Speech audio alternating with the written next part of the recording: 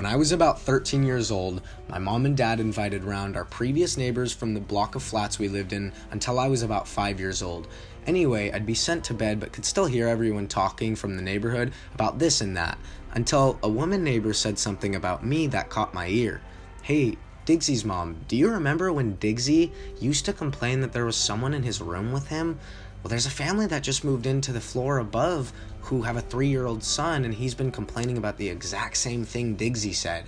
This creeped me out. I had no recollection of any of this, so the next day I asked my mom. First reaction was, "You don't remember?"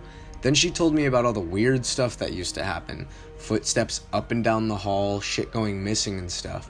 She said the final thing to happen was that when she was listening to a record one day and it started to slow down, like someone was holding a finger gently on the platter till it finally came to a stop. My mom said that she snapped at this point and started shouting, "Will you leave us alone?" As soon as she said this, the record went straight back to playing normal and we never experienced anything again. I'd never experienced anything like that since, and I don't even remember it. And these days, I'm quite skeptical of such stories, but I believed my mom. Strangest thing is how I found out about it from someone else 10 years later experiencing something exactly the same above us. Halloween is upon us. Be careful.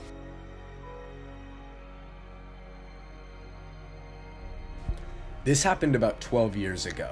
I was still living at home in high school. My parents purchased a condo from a family friend and we moved in. The lady we bought the condo from had passed away of natural causes inside of the condominium. She was an older lady, friendly from what I heard. She also dabbled in sorts of witchcraft / black magic. I don't believe she was casting evil spells on anyone or even our condo, more of a hobby I suppose. So anyway, we moved in and didn't think much of it. Most of her belongings were left behind, so my parents kept the stuff they needed, mostly furniture and coffee tables. After months of living there, we had a suspicion that we weren't alone. Now, this wasn't your typical haunted house scenario. There were no flickering lights, strange noises, or lurking shadows that led us to believe this. It was twisty ties. Yes, let me explain. Just like the ones that come from the loaves of bread you buy from the store, every now and then we would find these strange twisty ties around the house. These random ass twisty ties would seemingly appear out of thin air, almost strategically placed so they would be noticed.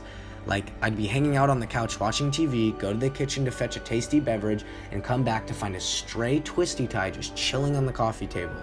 We'd find them wrapped around cords, on countertops, in desk drawers, even one time wrapped around my toothbrush. Each one unique in the shape, color, and placement. It certainly wasn't a shit your pants moment, but over time living there, you'd start to look for it and anticipate it. There were 3 of us that lived there, and of course we all blamed each other, and of course none of us ever fessed up to it. Over the years, however, there were enough isolated incidents each one of us had encountered to deny it. It was kind of fun actually. We named her the Twisty Tie Lady, and I started to collect them in my nightstand drawer just for funsies. I always wondered why twisty ties. I tried extensive research on the web about twisty ties and if they had any significance in witchcraft and found nothing. A few years later after moving out, I had learned that when the lady was alive, it became a little inside joke between her and her daughter to save all her twisty ties for further use. I guess that was her way of reaching out in the afterlife. Sadly, the condo complex had been wiped out from a flood, but to this day, every time I see a twisty tie, I smile.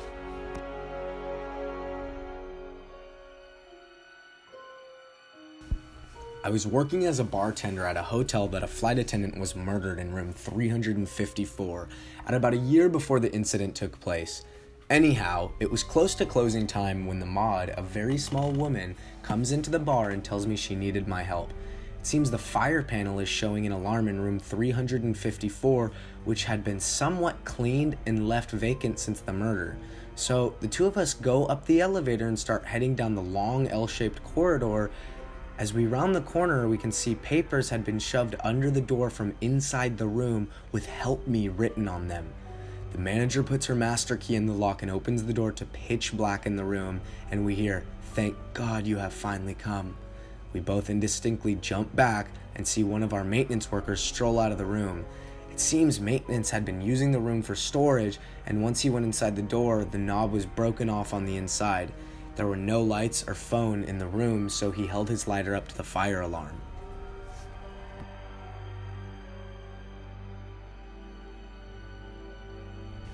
When I was a senior in high school, a bunch of my friends and I used to drive into the hills to drink and get away from our parents.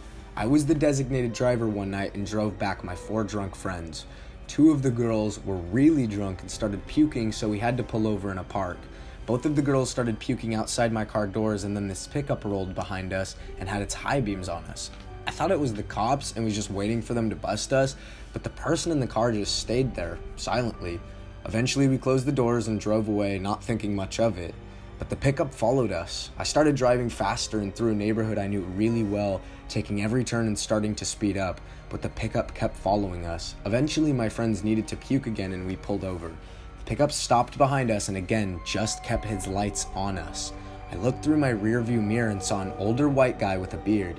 He started reaching for something in his glove compartment. At that point, I freaked out, told my friends to pull my other friends in the car and floored it. We took a couple of turns and lost the guy. We stayed in the driveway of a random person for like 15 minutes and then decided it was safe. We turned back onto the main street and the pickup truck was waiting for us.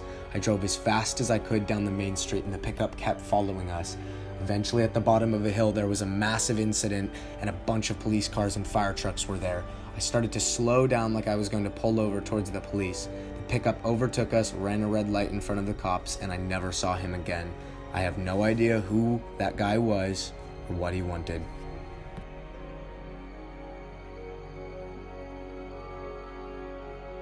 I was a kitchen manager, and I often carried a handgun because I'd make runs to night deposits with large amounts of cash. I'd also had trouble with some ex-employees I'd fired semi-stalking me, so one night I got off work and headed home to my apartment on a dead-end street. It just stopped raining when I went up to the wet steps to my door. Fumbling for my keys like usual, I looked down. There were 4 footprints leading to the door and they weren't mine, nor did they turn around. I tried the doorknob. It was unlocked, something I would never do. Freaking out, I got out my pistol and opened the door slowly, ready for anything. Nothing and no one. I searched every room, then the closets. Nothing. Everything in the apartment was as I'd left it. Nothing had been moved or stolen. I was and still am convinced someone somehow entered my apartment, looked around, and then left, leaving the door unlocked. But why break in if they weren't there to steal the expensive crap I had in my apartment? I asked my landlord, a guy I knew well, if the next day he or a maintenance guy had gone in. Absolutely not on a Saturday night, not without notice. I never figured out who visited me that night and I slept very lightly for weeks after. I would have felt much better if a junkie had stolen my TV and stuff. That would have made sense, but all the visitor took was my sense of security. Maybe that was the point of it.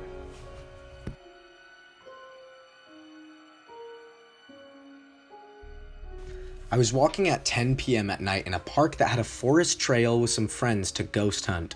We were a group of about 10 people total. Anyway, I kept hearing footsteps behind me and near us and nobody was there. It was already weird. I was in the back of the group since no one wanted to be there, you know, human shields and all. So I was more in the open, trailing behind a bit with the partner, when out of nowhere I heard a loud, blood-curdling scream. It sounded like a girl screaming bloody murder. It surprised me because I didn't expect it or anything to really happen, and I jumped on the spot.